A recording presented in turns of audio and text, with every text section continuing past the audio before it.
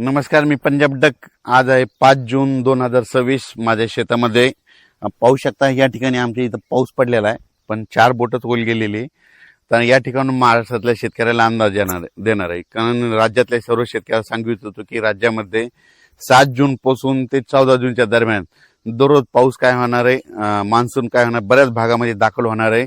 म्हणजे एकदम 7 जूनला सगळ्या भागात होणार नाही, दररोज वेगवेगळ्या भागात दाखल होईल आणि त्याच्यानंतर ज्यांच्या शेतामध्ये ईदभर ओल जाईल त्यांच्या पेरण्यामध्ये लागतील, म्हणून हे अंदाज सर्व शेतकऱ्यांना लक्षात द्यायचा.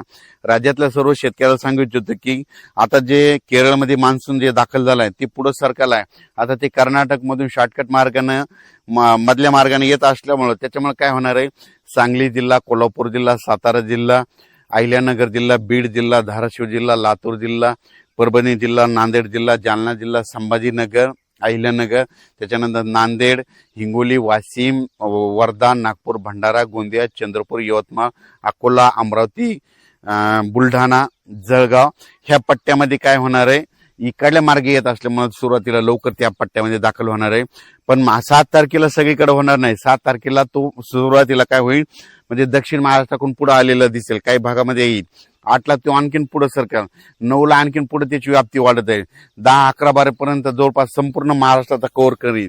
आणि त्याच्यानंतर शेवटी काय होईल, फक्त नंदुरबार जिल्हा आणि धुळे जिल्ह्याच्या तिकडल्या पारोळ्याच्या तालुक्यामध्ये उशिराच्या म्हणजे काय होईल, 11, 12, 13च्या दरम्यान तिकडे मान्सून दाखल होईल. पण त्या अगोदर काय होईल, महाराष्ट्रामध्ये 7 जून पासून 7, 8, 9, 10, 11, 12 पर्यंत दररोज ते मान्सून थोडा पुढे सरकत ते संपूर्ण भाग कव्हर करेल आणि शेतकऱ्याला मात्र जीवदान ठरणार आहे. म्हणून हे अंदाज सर्व शेतकऱ्यांनी लक्षात द्यायचा. राज्यात बऱ्याच शेतकऱ्यांचे मला फोन आले की प्रसार माध्यमातून अशा बातम्या येत आहेत की यावर्षी दुष्काळ पडणार आहे. तर सर्वप्रथम मी सर्व शेतकऱ्याला सांगितलं होतो, दुष्काळ वगैरे काही पडणार नाही. पाऊस सरासरी इतका पडणार आहे, चांगला पडणार आहे, पिकं चांगले येणार आहे, आणखीन याच्यापेक्षा काय पाहिजे. तर तुम्हाला सांगितलं होतं 2026ला पेरणी 3 टप्प्यात होणार आहे. अगोदर पहिल्यापासून म्हणतो, आता जे टप्पा होईल 7 ते 15 मध्ये काही जणांच्या लागवडी होतील आणि पेरणी होतील. त्याच्यानंतर 20 ते 30 जून मध्ये पाऊस येणार आहे, त्याच्यामध्ये काही जणांच्या लागवडी होतील, पेरण्या होतील. आणि याच्यामधून जर काही शेतकरी उरले तर 10 जुलै ते 15 जुलैमध्ये पाऊस येईल आणि त्याच्यामध्ये पेरण्या होतील. म्हणून हे सर्व शेतकऱ्यांना लक्षात द्यायचं. 2026ला पाऊस कसा राहणार आहे, एक थोडा सरासरीच्या माध्यमातून सांगतो. जून मध्ये चांगला राहील, पेरणी होईल. त्याच्यानंतर जुलैमध्ये थोडा जास्त पाऊस राहील आणि त्याच्यानंतर ऑगस्टला थोडा फार कमी राहील. ऑगस्टमध्ये 2 वेळेस चांगला पाऊस पडेल आणि त्याच्यानंतर सप्टेंबर, ऑक्टोबर मात्र परतीचा पाऊस मात्र जोरात पडत धुमाकूळ घालेल. परतीचा पाऊस जर जास्त पडला तर काय होते, शेतकऱ्याचे दोन्ही पिकं निघते. एकदा सोयाबीन बी निघतंय आणि त्याच्यामध्ये म्हणजे हरभरं निघतंय, म्हणजे 2 पिकं निघतात. म्हणून यावर्षी पाऊस परतीचा जोरदार पडणार आहे, धुमाकूळ घालणार आहे. म्हणून ही अंदाज लक्षात द्यायचा.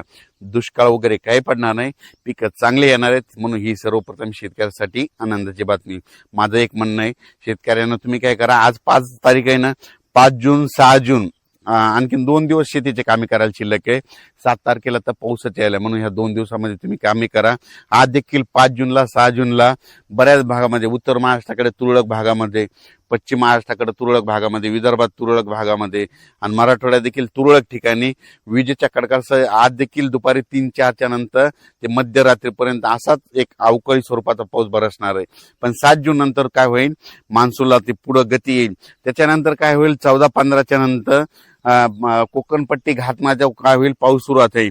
पण त्या 14च्या नंतर काय होईल की जे असा पाऊस कसा येईल, असा सरी येत राहतील 14च्या नंतर. म्हणजे ते काही असा मोठा पडणार नाही, सरी येत राहतील. म्हणून ही देखील सर्व शेतकऱ्यांनी अंदाज लक्षात घ्यायचा. सर्व शेतकऱ्याला परत एक सांगतो की यावर्षी पाऊस शॉर्टकट मार्गाने येत असल्यामुळं सांगली जिल्हा, सोलापूर जिल्हा, कोल्हापूर जिल्हा, सांगोला,